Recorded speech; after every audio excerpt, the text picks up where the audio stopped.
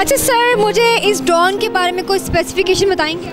जी, इस drone sprayer में जो स्प्रे टैंक लगा हुआ है उसकी जो कैपेसिटी है वो 15 लीटर उसकी कैपेसिटी है और इसका जो फ्लाइट टाइम है वो 15 से 20 मिनट्स है और ये 15 मिनट्स में ऑलमोस्ट 2 एकड़्स में जो स्प्रे कर सकते हैं ये।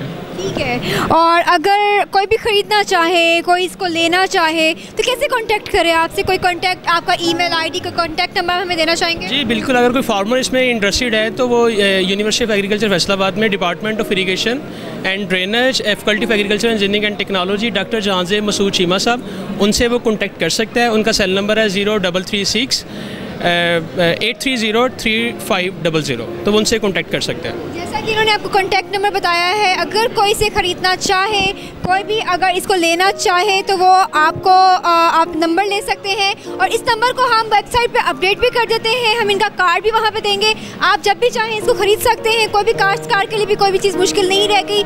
इन्होंने अपना एड्रेस, अपना कॉन्टैक्ट नंबर, हर चीज़ बता दी है और इसकी स्पेसिफिकेशन भी बता दी है। इसको आप ज़रूर अवेल करें और इससे भरपूर फ़ायदा उठाएँ। Thank you so much.